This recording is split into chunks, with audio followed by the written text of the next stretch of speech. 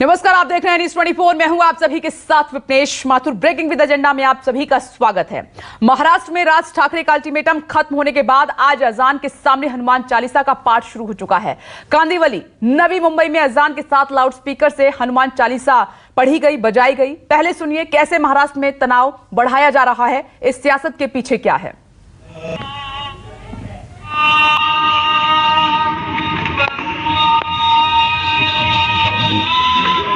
नीचे मत ये पूछता है।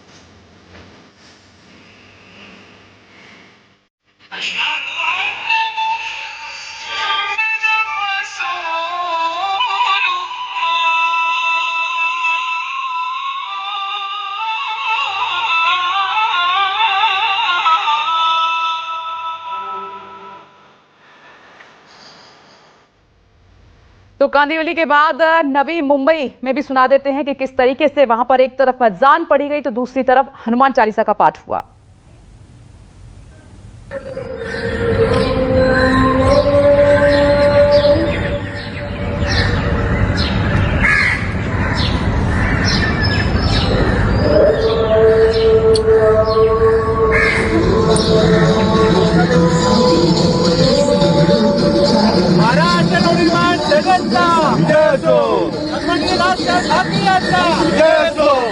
जय श्री राम, जय श्री राम, जय श्री राम, जय श्री राम। महाराष्ट्र निर्माण सेनेचा जय सो, आदरणीय राजसाहेब ठाकरे यांचा जय सो। क्यों तनाव बढ़ाया जा रहा है, इस सियासत के पीछे क्या है, इसी मुद्दे पर करेंगे बड़े पैनल के साथ बड़ी चर्चा। लेकिन उससे पहले जान लीजिए और समझ लीजिए कि जोधपुर से महाराष्ट्र तक अब तक क्या क्या हो रहा है। इन तस्वीरों के जरिए आप समझने की कोशिश कीजिए। महाराष्ट्र में आज अल्टीमेटम खत्म होने के बाद कई जगहों पर चालीसा का पाठ शुरू हो गया है। पुणे में एमएनएस की महाआरती होने वाली है, जिसके लिए सुरक्षा काफी बढ़ा दी गई है। राज ठाकरे के घर के बाहर सुरक्षा का पहरा काफी कड़ा कर दिया गया है। एहतियातन कई एमएनएस कार्यकर्ताओं को पुलिस ने हिरासत में लिया है। उधर आज नवनीत राणा और रवि राणा की जमानत पर फैसला आ सकता है। दूसरी तरफ जोधपुर में आज कर्फ्यू के बीच शांति का माहौल है। दिल्ली में भी लाउडस्पीकर उतारने वाली सियासत शुरू हो चुकी है।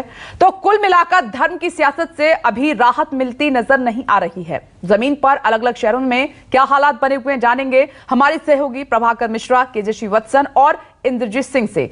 सियासी दल क्या सोचते हैं, लेकिन उससे पहले यह जान लीजिए बीजेपी, शिवसेना और कांग्रेस के प्रवक्ताओं से आज हम जवाब लेंगे। एक बड़ी खबर का उससे पहले हम रुक कर रहे हैं आपकी टीवी स्क्रीन पर। राज ठाकरे ने बाला साहेब का भाषण ट्वीट किया है। लाउडस्पीकर पर बाल ठाकरे का पुराना भाषण ट्वीट किया गया है। लाउडस्पीकर मस्जिद से नीचे आएंगे, ये बाल ठाकरे ने एक बार अपनी स्पीच पे कहा था और उसी को ट्वीट करके उद्धव सरकार पर राज ठाकरे ने निशाना साधा है। ज्या दिवशी माझं सरकार या महाराष्ट्रामध्ये येईल त्यावेळेला रस्त्यामधले नमाज आम्ही पडल्या बंद केल्याशिवाय राहणार नाही।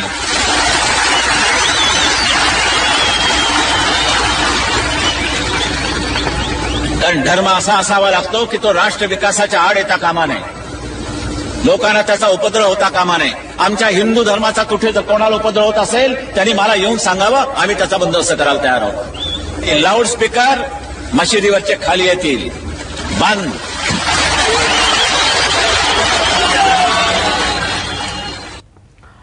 खास मेहमान हमारे साथ जुड़ गए हैं, साथ ही मेरे सहयोगी इंद्रजीत सिंह मुंबई से हमारे साथ मौजूद हैं, केजे श्रीवत्सन जोधपुर से हमारे साथ जुड़ गए हैं। वहां पर जमीनी हालात क्या हैं वो रिपोर्ट हमको दिखाने वाले हैं। प्रभाकर मिश्रा भी हमारे साथ मौजूद हैं और तीन खास मेहमान नीति जैन जी हमारे साथ मौजूद हैं, बीजेपी स्पोक्सपर्सन महाराष्ट्र, अतुल लोंढे पाटिल साहब हमारे साथ मौजूद हैं, कांग्रेस स्पोक्सपर्सन महाराष्ट्र, और विक्रांत सिंह जी हमारे साथ मौजूद हैं, शिवसेना नेता। लेकिन सबसे पहले आइए मुंबई से शुरुआत करते हैं कि मुंबई से लेकर जोधपुर तक अब तक क्या क्या हुआ है ये समझ लीजिए। सबसे पहले तो इंद्रजीत, पहले मुंबई की बात कर लेते हैं। ये जो अल्टीमेटम तो खत्म हो गया, ठीक है, अजान हुई तो हनुमान चालीसा का भी पाठ हुआ है, अब क्या हो रहा है वहां, जल्दी से बताइए।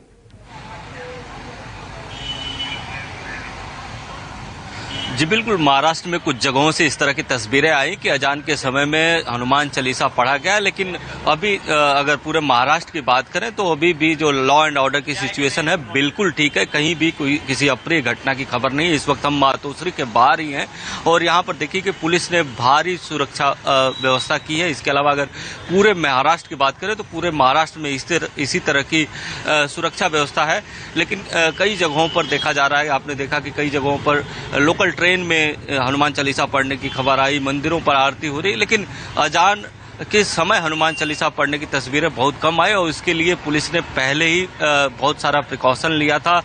15,000 से अधिक लोगों को नोटिस दिया है। इसके अलावा अगर सिर्फ मुंबई की बात करें तो 465 लोगों को, अगर कल तक का शाम तक का आंकड़ा था कि 465 लोगों को 15 दिन के लिए मुंबई से बाहर किया है।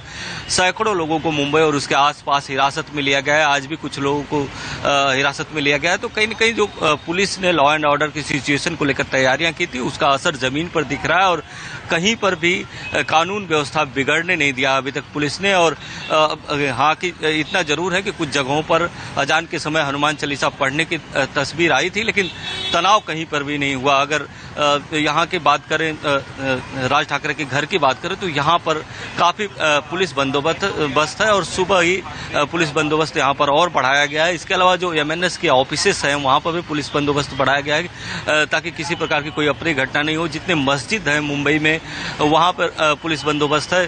अगर लाउड स्पीकर के सवाल की बात करें तो मुंबई पुलिस रेगुलराइज करने का काम शुरू कर चुकी है। 1144 जो मस्जिद है मुंबई में, उसमें से 803 मस्जिदों के लाउड स्पीकर को रेगुलराइज किया गया है। और जब रेगुलराइज किया जा रहा है लाउड स्पीकर को तो बहुत सारे शर्तों उन पर बताई जा रही है कि इन शर्तों का अगर आप पालन करते हैं तभी रेगुलराइज किया जाएगा, जिसमें से सबसे बड़ी शर्त है कि सुप्रीम कोर्ट के आदेश का पालन करना होगा, यानी कि 10 से 6 जो है आप लाउड स्पीकर बिल्कुल भी नहीं बजा सकते। इसके अलावा दोपहर में भी 1 से 5 तक नहीं बजा सकते। तो कहीं न कहीं ये सारी शर्तों के साथ ही परमिशन दी जा रही है, लेकिन कई मस्जिदों में भी देखा जा रहा है कि इन शर्तों का उल्लंघन हो रहा है। शायद यही कारण है कि उसी समय लाउड स्पीकर पर जब अजान हुई उसी समय हनुमान चालीसा का पाठ हुआ जब सुप्रीम कोर्ट का उल्लंघन हो रहा था। इसके बाद से इस तरह की तस्वीरें अभी नहीं आई। कुछ जगहों पर इस तरह का विरोध प्रदर्शन करने की कोशिश जरूर किया है MNS के कार्यकर्ताओं ने, लेकिन पुलिस ने उनको रोक लिया, उनको हिरासत में ले लिया। जो लाउड स्पीकर थे, जो इक्विपमेंट थे, उसको जब्त कर लिया। पुलिस की कोशिश ये है कि किसी भी तरह तनाव की स्थिति नहीं बने। और इस मुद्दे पर अगर बात करें तो 11 बजे होम मिनिस्टर बात करेंगे कि राज्य में कानून व्यवस्था की क्या स्थिति है। लेकिन राज ठाकरे कहाँ मानने वाले हैं? वो बाहर नहीं आ सकते, लेकिन घर में बैठकर वो ट्वीट तो कर रहे हैं। ट्वीट भी ऐसा जो उकसाने वाला है। वो बाला ठाकरे की स्पीच को कोट करते हुए लिख रहे हैं कि बाला साहब ठाकरे ने कहा था अपनी स्पीच में कि वो होते तो अब तक लाउड स्पीकर उतर जाते। देखिए वो किस तरीके से घर बैठे भी राजनीति कर रहे हैं। जोधपुर का रुख कर लेते हैं और जोधपुर में ग्राउंड जीरो पर अब स्थिति क्या है हिंसा के बाद, वो केजे श्रीवत्सन हमें बताएंगे। केजे श्रीवत्सन।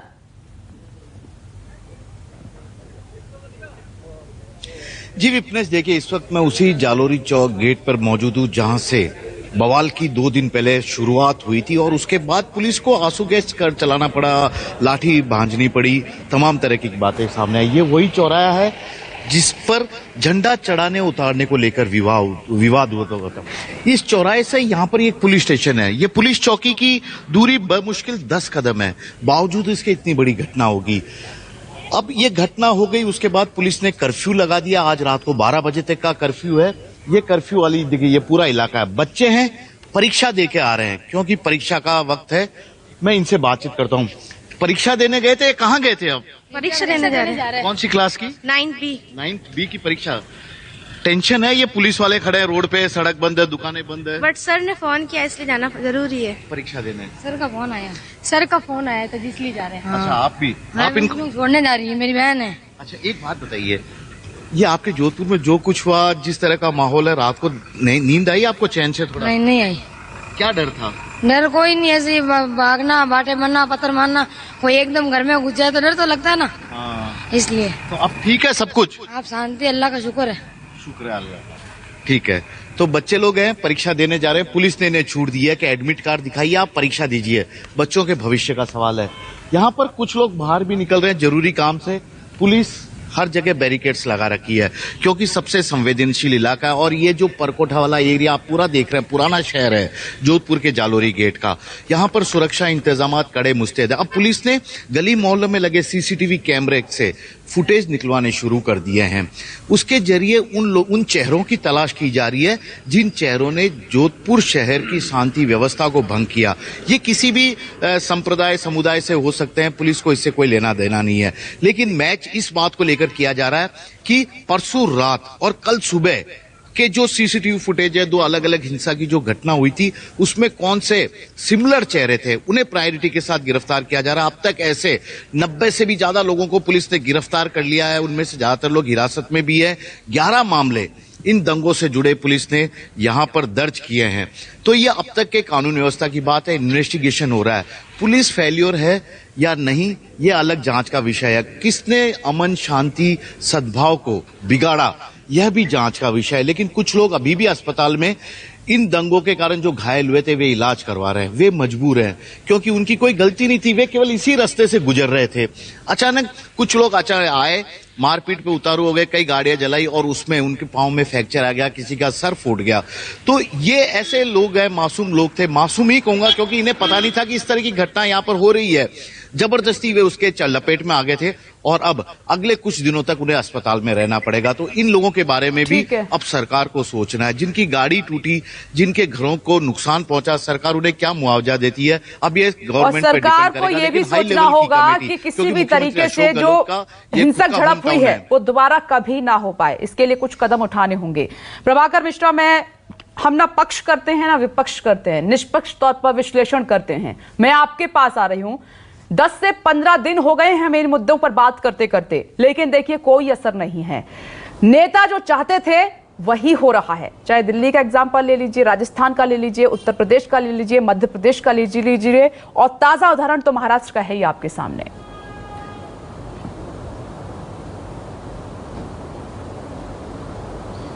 विपनेश, महाराष्ट्र में जो हो रहा है वो भले ही लाउड स्पीकर और आजान और हनुमान चालीसा दिखता हो, और ऐसा नहीं है कि लाउड स्पीकर की आवाज़ कम कर दी जाए या आजान लाउड स्पीकर में नहीं हो या हनुमान चालीसा लाउड स्पीकर में नहीं हो, तो इससे चीज़ें रुक जाएंगी।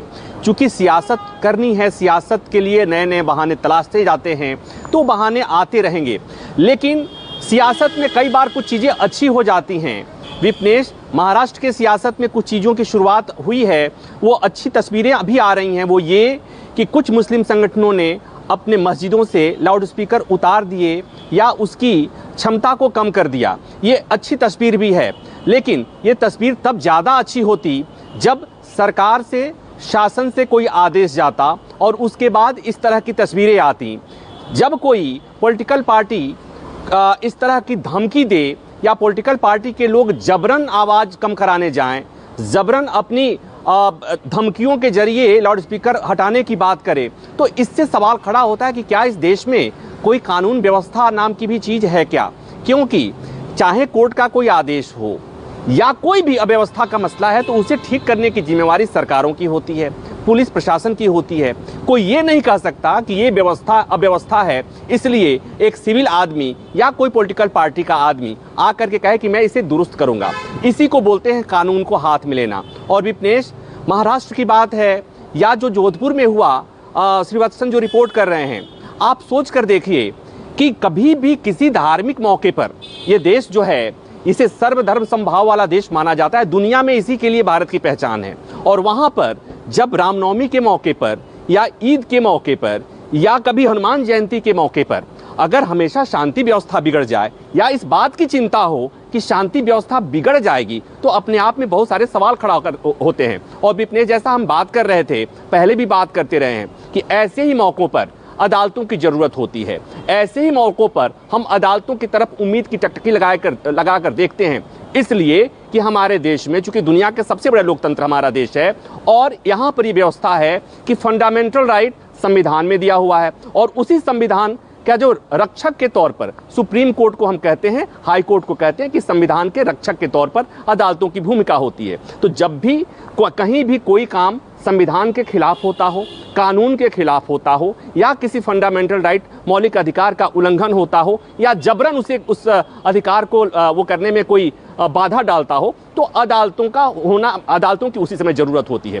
कई बार ऐसा होता है कि हमारे फंडामेंटल राइट का उल्लंघन होता है, हम अदालत जाते हैं या मेरे लिए कोई और जाता है, लेकिन कई बार स्थिति ये भी होती है कि अगर हम नहीं जा पाते तो अदालतों की जिम्मेवारी होती है कि ऐसे ही मौकों पर अदालतें आंख बंद करके नहीं बैठी रह सकती। इस देश में इतिहास है, इस देश में परंपरा रही है कि सुप्रीम कोर्ट के जजेज, हाई कोर्ट के जजेज सुमोटो स्वतः संज्ञान लेते हैं किसी मामले पर। ये अच्छी बात है, संतोष वाली बात है कि महाराष्ट्र में इतना तनाव के बाद अभी तक उस तरह की कोई हिंसा की खबर नहीं आई। लेकिन जिस तरह की स्थिति सड़कों पर हुई है, जिस तरह से पॉलिटिकल पार्टी के कार्यकर्ता आमने सामने हुए हैं और जिस तरह से लोगों ने भय में आकर, दबाव में आकर, हिंसा के भय में आकर लाउड स्पीकर उतारा है या कम किया है, उसके साउंड को कम किया है, ये अपने आप में चीजें बताती हैं कि सावधानी हटेगी और दुर्घटना घटेगी। ठीक उसी तरह से जैसे जोधपुर में घट गई, ठीक उसी तरह से जैसे पंजाब के पटियाला में घट गई, ठीक उसी तरह से जैसे दिल्ली की जहांगीरपुरी में घट गई।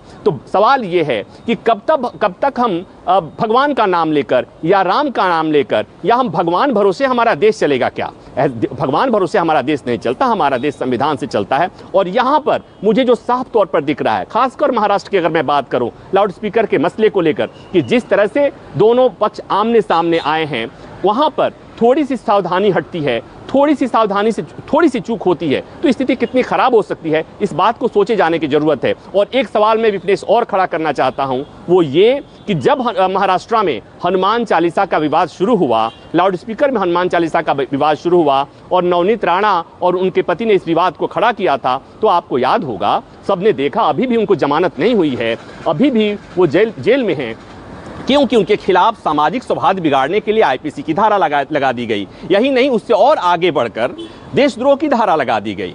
और अब लोग पूछेंगे, सवाल करेंगे, उससे ज्यादा बड़ी चुनौती, उससे ज्यादा बड़ी धमकी राज ठाकरे ने दिया, लेकिन राज ठाकरे अभी भी उनके खिलाफ उस तरह की महाराष्ट्र सरकार उस तरह की कार्रवाई प्रभाकर मिश्रा, आपके इसी सवाल के साथ मैं चर्चा की शुरुआत करना चाहूंगी क्योंकि आपने इंपॉर्टेंट सवाल रेज किया है।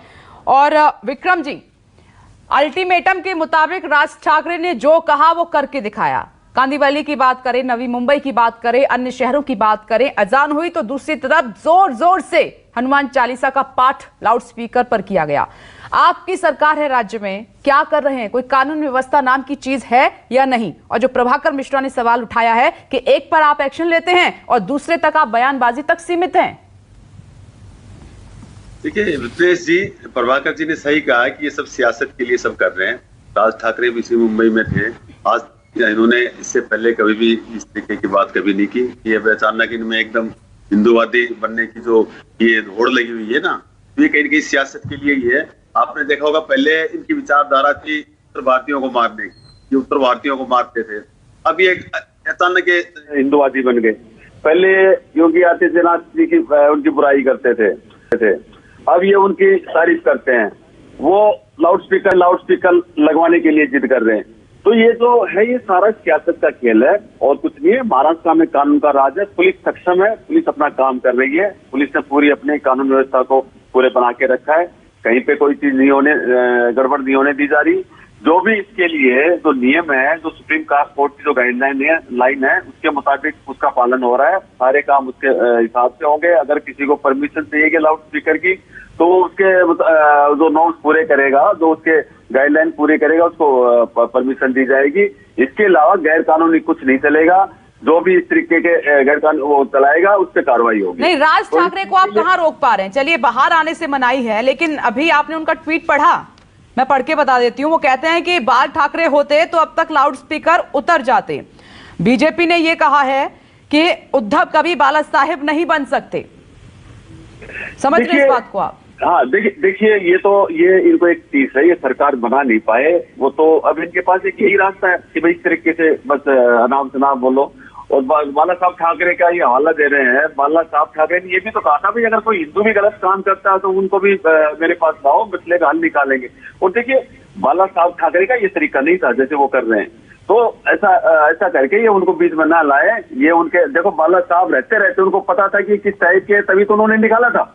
तो ये क्या बाला साहब का अभी हवाला करें, क्या बाला साहब का नाम लेकर के राजनीति कर रहे हैं? और ये क्या सर्टिफिकेट ले रहे औरों से कि शिवसेना ये है, बाला साहब नहीं बन सकते, तो दूसरे लोग हैं। ये क्या इनके सर्टिफिकेट चाहिए? ये कौन क्या है?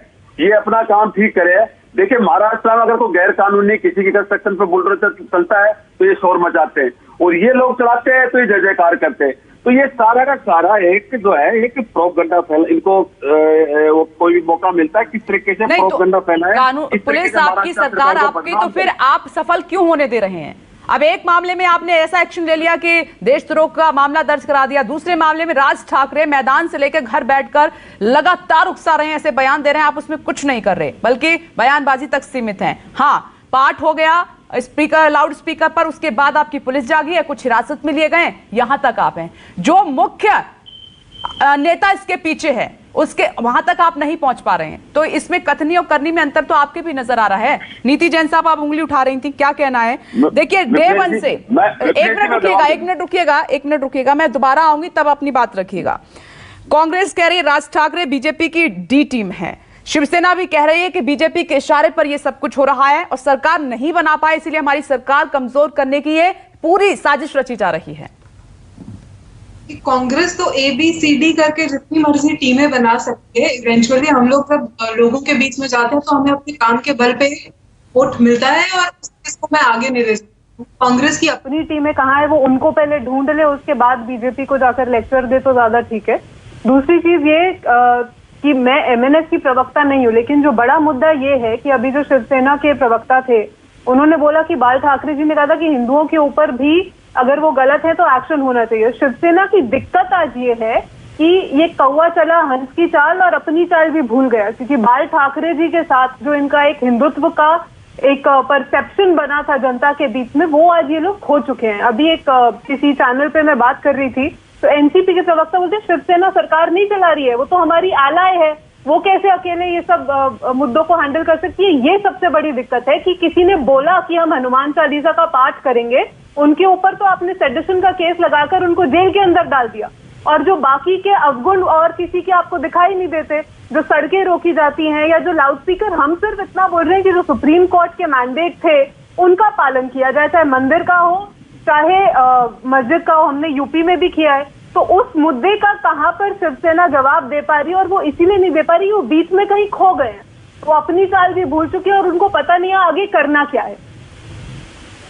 नहीं, वो तो कह रहे हैं कि अल्टीमेटम यहाँ काम नहीं करता, कोई साजिश काम नहीं करती। उद्धव ठाकरे के जो शब्द हैं वो काम करते हैं महाराष्ट्र में, जो वो बोल देते हैं वही होता है। नहीं कर रहा, वही तो दिक्कत है। जो लोग आपस में किसका मानना है किसका नहीं मानना है, क्या करना है क्या नहीं करना है, उसमें ये लोग फंसे हुए हैं। सीधी सी बात है, जो एक सुप्रीम कोर्ट का मैंडेट है उसको आप अप्लाई कर लीजिए, किसी और को कुछ बोलने की जरूरत नहीं पड़ती। अगर आपके एक जर्नलिस्ट ने भी बोला कि अगर एडमिनिस्ट्रेशन सीधे से अपना एक नोटिस देकर ये सब चीजें करवा दे तो कोई और क्यों आपको आकर बोलेगा। आपकी सरकार ही कोई एक्शन नहीं ले पा रही, क्योंकि ना इस तरफ हो पा रहे हैं ना उस तरफ हो पा रहे हैं। अतुल जी, राजनीतिक के जानकार पंडित मानते हैं कि जिसने भी धन पर सियासत की है वो ज्यादा लंबा नहीं चल पाया है। नहीं, ऐसा है विपनेश जी, मुझे 2-3 मुद्दे यहाँ पर कड़ाई से रखने हैं। चाहे वो अजान हो, चाहे वो हनुमान चालीसा का पठन हो, अगर नियम कानून अगर तोड़ते हैं तो उस पर कड़ाई से एक्शन यहाँ होके रहेगी, इसमें कोई दो मत नहीं। लेकिन मुझे एक बात कहनी है, इस देश में प्रधानमंत्री है, बहुत पॉपुलर है, लोकप्रिय है, वो बहुत, उनको 2 बार मैंडेट मिला है। कभी उन्होंने सामने आकर हाथ उठाकर अपने लोगों से शांति बहाली की अपील की?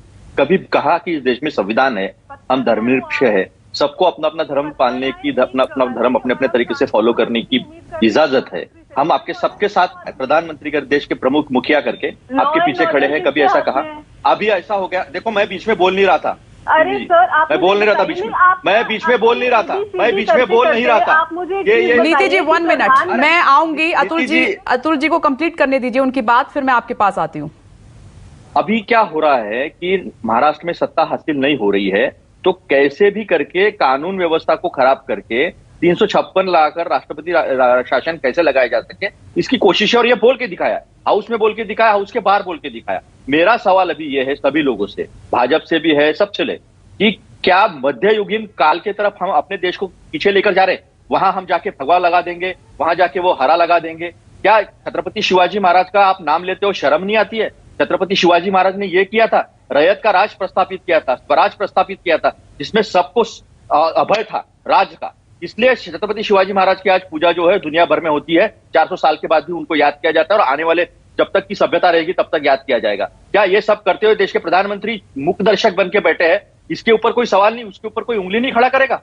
ये क्यों होता है? ये सोच समझ के होता है। ये राज ठाकरे जो है ये कठपुतली है, तो डोर तो किसी और के हाथ में है। और कहां से चल रहा है? एक व्यक्ति जो इस महाराष्ट्र का मुख्यमंत्री रहा, इस महाराष्ट्र में गृह मंत्री 5 साल रहा, वो कहता है भोंगे उतार नहीं सकते, इनकी फटती है, ये क्या बाबरी गिराएंगे? यानी तोड़ मरोड़ मध्ययुगीन काल में जो भी हुआ था उसे हमने जिस दिन संविधान स्वीकारा 26 नवंबर 1949 को, उसी दिन हमने जितने भी मनभेद थे सबको गाड़ दिया था और ये स्वीकार किया था आज के बाद नई शुरुआत होगी। लेकिन इनकी पूरी राजनीति कभी विकास पे नहीं रही।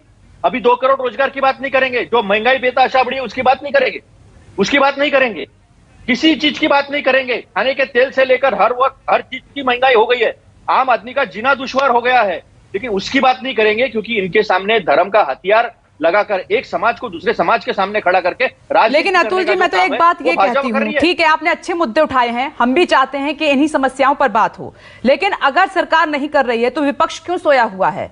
क्यों फिर आप उन्हीं मामलों पर उलझ कर रह जाते हैं? आप भी उसी तरीके की बयानबाजी कर रहे हैं। आप सड़क पर आ जाइए, आप उठाइए जोर शोर से उन मुद्दों को, लेकिन आप भी तो नजर नहीं आ रहे हैं ना आगे।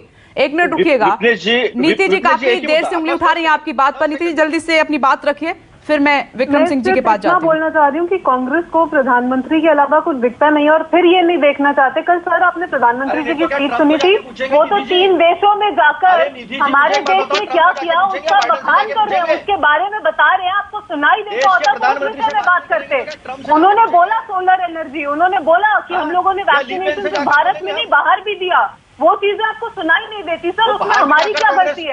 हमको पूरे देश में पॉलिसी लेवल पर इक्वालिटी के साथ काम कर रहे हैं। हमारी जितनी पॉलिसीज आती है उससे हिंदू को भी फायदा होता है।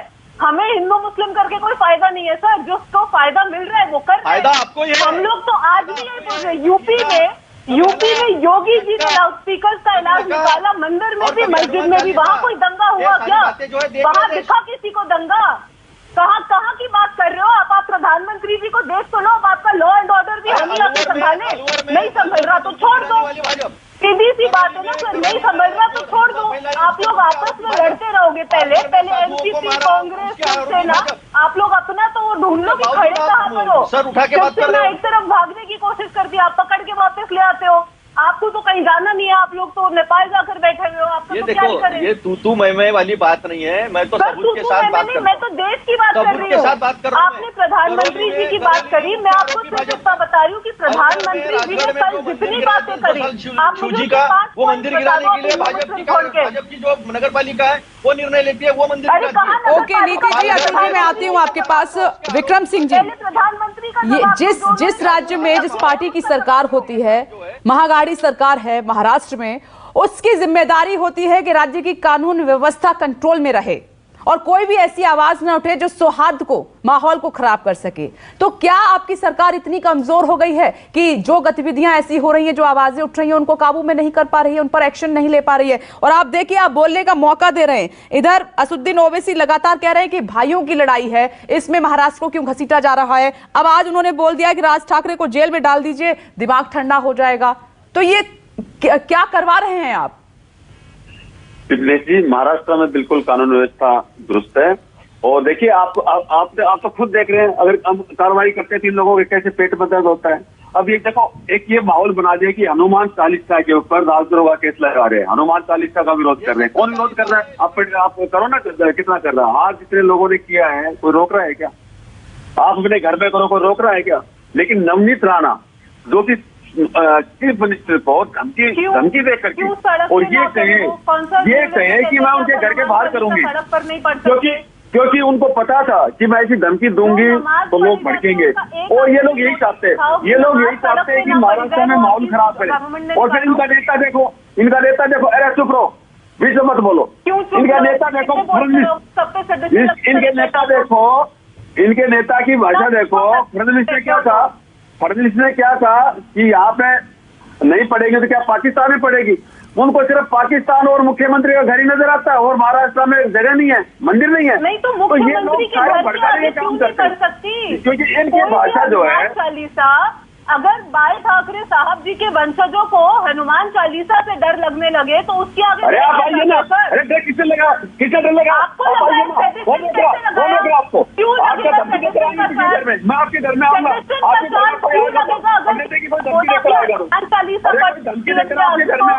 कोई धमकी देकर फडणवीस के घर में जाएगा। फडणवीस को बोलना था मेरे घर आओ, यहाँ पे जब हम जाते कितना बड़ा भक्त है। अरे आपको बोलना चाहिए था, आप अपने घर बुलाओगे लोगों को। नहीं, किसी के घर के बाहर बैठकर हनुमान चालीसा नहीं पढ़ सकते, और जो राज ठाकरे कर रहे हैं वो भी ठीक नहीं है, और जो महाराष्ट्र सरकार तमाशबीन बनी हुई है और जो एक्शन हो रहा है वो सिर्फ खाना पूर्ति ही लग रहा है।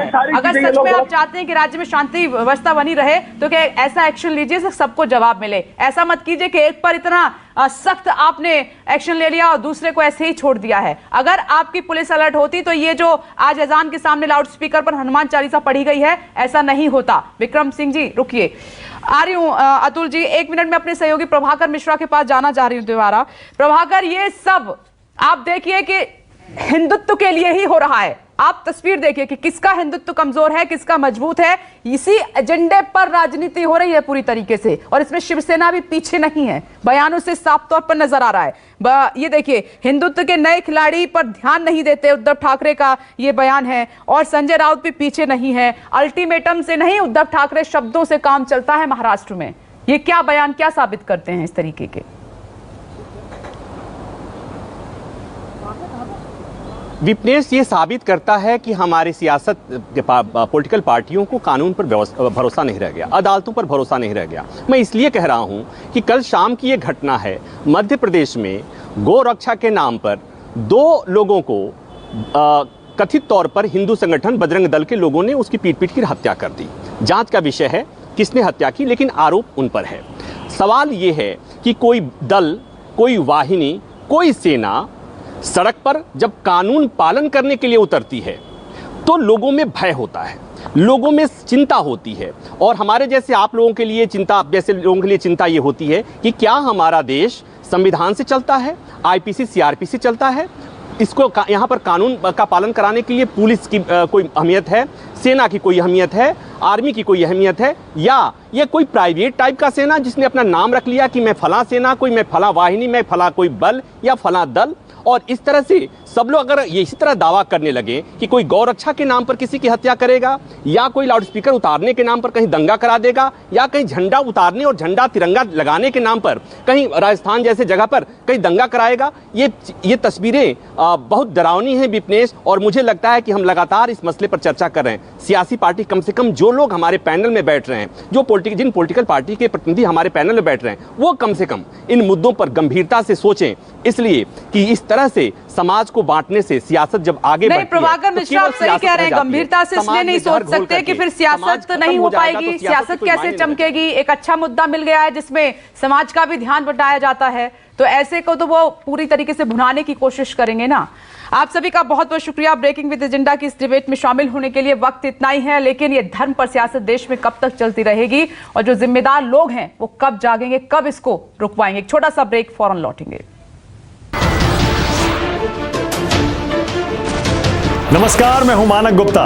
अगर आपको हमारा ये वीडियो पसंद आया हो तो इसे लाइक और शेयर जरूर करें, और हां, हमें सब्सक्राइब और फॉलो करना ना भूलें ताकि आप देश और दुनिया की कोई खबर मिस ना करें। तो जुड़े रहिए हमारे साथ और देखते रहिए न्यूज़ 24।